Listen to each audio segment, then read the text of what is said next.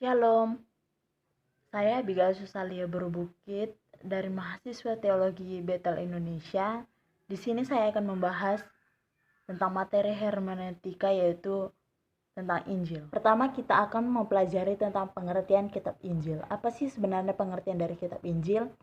Kitab Injil berasal dari bahasa Latin. Evangelium adalah kitab atau kodeks berinjil yang memuat satu atau lebih Injil dari kitab Perjanjian Baru. Lazimnya sebuah kitab Injil memuat seluruh Injil yang terdapat dalam kitab Perjanjian Baru, yakni keempat versi riwayat hidup Yesus dari Nazaret yang merupakan akar dari iman Kristen. Sejak abad keempat, kitab Injil sudah dibuat untuk digunakan dalam peribadatan, untuk dikaji secara pribadi, atau untuk dijadikan kitab pajangan. Contohnya Codex Vaticanus, dan dalam bahasa Latin Codex Vaticanus atau kitab Freire adalah salah satu contoh kitab Injil tertua yang memuat keempat Injil dalam bahasa Yunani, dibuat pada abad ke-5. Suatu fakta menyatakan bahwa kitab Injil itu tidak berasal dari Yesus sendiri adalah sebagai pertimbangan yang penting.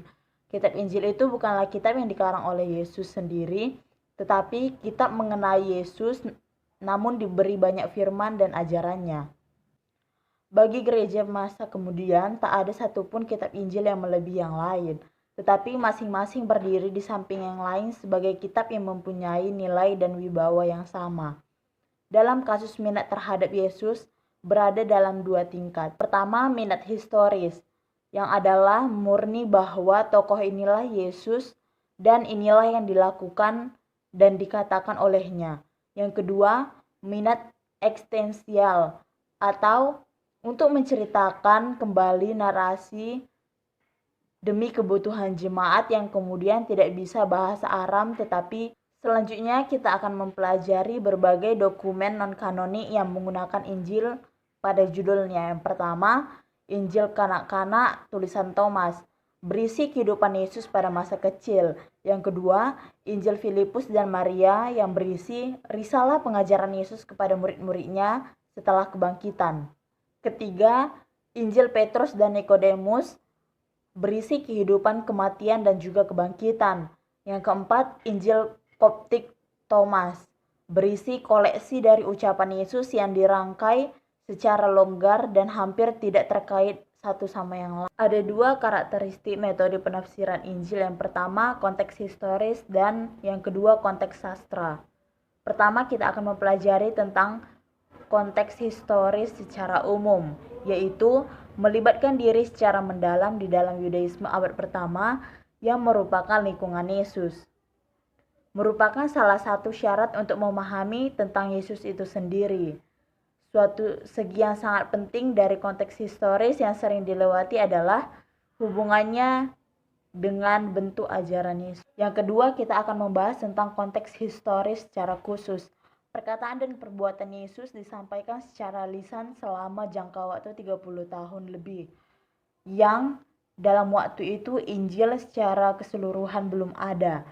Begitu banyak perkataan dan ajaran Yesus yang diteruskan tanpa melihat konteks aslinya. Selanjutnya, konteks sastra. Yang pertama, berpikir secara horizontal. Maksudnya di sini, jika kita membaca suatu perikop dalam suatu teks Injil, kita harus mengingat partikel yang lainnya. Kedua, berpikir secara vertikal.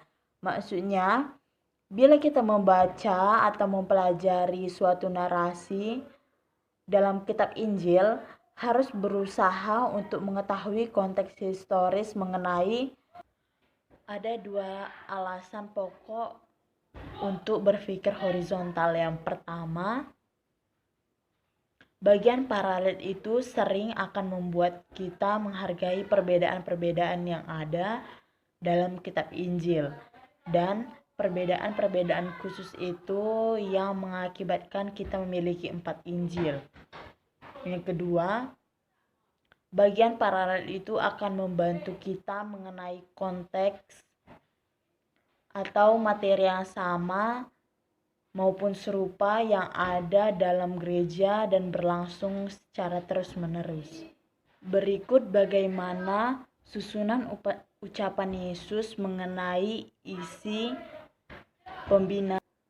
Terdapat dua prinsip dalam penyusunan Injil. Yang pertama, prinsip selektualitas atau penulis memilih hikayat dan ajaran yang sesuai dengan tujuan penulisan mereka.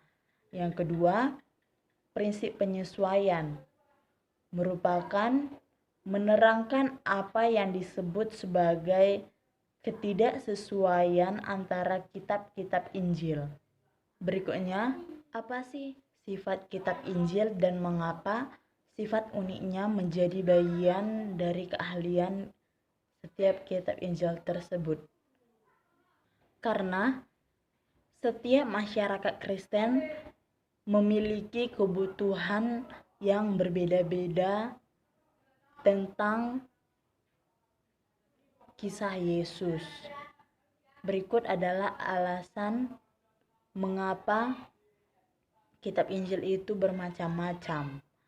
Jadi, suatu kitab ditulis terlebih dahulu dan Injil merupakan kitab yang ditulis kembali atau dua kali karena alasan yang sangat berbeda dan untuk memenuhi kebutuhan masyarakat Kristen yang berbeda juga. Berikutnya, kita akan membahas konteks historis penulis kitab suci. Di sini kita tidak membicarakan konteks sastra yang digunakan masing-masing penulis kitab suci untuk menempatkan materi mengenai Yesus, tetapi di sini membahas mengenai konteks historis setiap penulis, hal apa yang berbagai pengamatan hermeneutik. Sebagian besar prinsip hermeneutik untuk kitab-kitab Injil merupakan kombinasi dari apa yang telah dikatakan mengenai surat kiriman, hikayat-hikayat sejarah. Pertama, ajaran dan perintah. Sesudah melakukan eksegesis dengan teliti, ajaran dan perintah Yesus di dalam kitab Injil harus dipindahkan ke abad 20 dalam cara yang sama dengan yang dilakukan dengan ajaran dan perintah Petrus, Paulus, dan Yakobus yang terdapat dalam surat kiriman. Persoalan kenabian kebudayaan pun dikemukakan dengan cara yang sama. Nasihat yang disampaikan di sini karena banyak perintah Yesus diucapkan dalam konteks penjelasan Taurat Perjanjian Lama dan karena banyak orang menganggap sebagai cita-cita mustahil, maka berbagai cara hermeneutik tidak diberikan untuk menghindari perintah ini sebagai otoritas yang normatif bagi gereja. Perintah yang dikatakan di atas bukanlah hukum dalam arti bahwa kita harus menaatinya supaya kita menjadi seorang Kristen. Karena keselamatan kita tidaklah bergantung pada ketaatan sepenuhnya. Yang kedua, hikayat-hikayat. Dalam kitab Injil, hikayat cenderung mempunyai fungsi lebih dari satu. Contohnya, cerita tentang mukjizat tidak ditulis untuk memberikan nasihat atau merupakan suatu contoh yang harus diikuti. Sebaliknya, cerita ini berfungsi dalam kitab Injil sebagai suatu cerita yang penting mengenai kuasa kerajaan yang mendobrak masuk ke dalam pelayanan Yesus sendiri. Secara tidak langsung, cerita itu dapat menggambarkan iman dan ketakutan, tetapi tidak dapat menggambarkan yang utama. Sekali lagi, ketiga, nasihat yang terpenting. Nasihat ini juga berlaku untuk pembicaraan terlebih dahulu mengenai konteks historis Yesus. Tetapi dicantumkan di sini karena sangat penting untuk soal hermeneutik. Nasihat itu demikian bunyinya.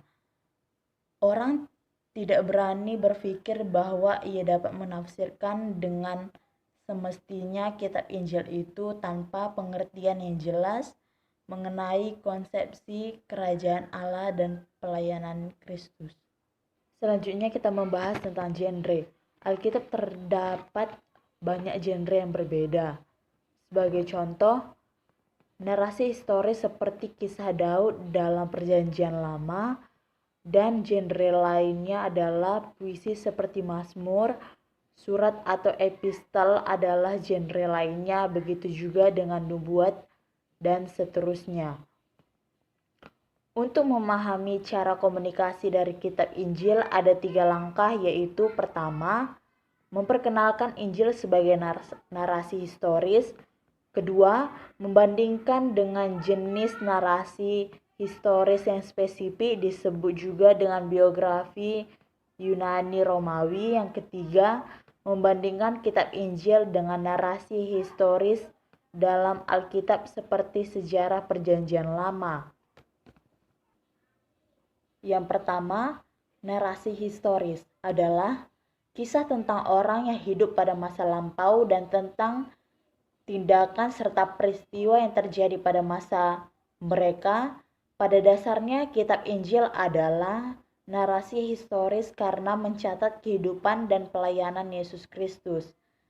Kitab Injil pada dasarnya mengikuti garis besar yang sama, masing-masing untuk memperkenalkan Yesus sebagai tokoh utama dalam cerita dan menjelaskan tujuan untuk membawa kita pada keselamatan melalui kerajaan Allah. 2. Biografi Yunani Romawi.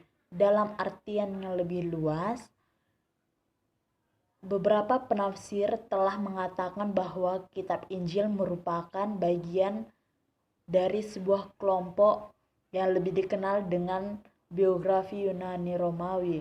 Kita dapat membedakan kitab Injil dengan biografi Yunani Romawi dalam 2 langkah, yaitu pertama, melihat persamaan, kedua, melihat perbedaan. Ketiga, narasi historis dalam Alkitab. Narasi Perjanjian Lama merupakan bagian dari kitab suci yang sakral yang dimiliki oleh masing-masing penulis kitab Injil. Dari banyaknya rujukan ke Perjanjian Lama yang memberikan oleh masing-masing penulis kitab Injil, kita dapat meyakini bahwa mereka sangat mengenal Perjanjian Lama, mungkin lebih dari orang Kristen masa kini. Demikianlah materi yang saya sampaikan mengenai kitab Injil. Semoga apa yang saya sampaikan dapat membantu pengetahuan bagi yang membaca dan juga yang mendengar. Sekian dan terima kasih.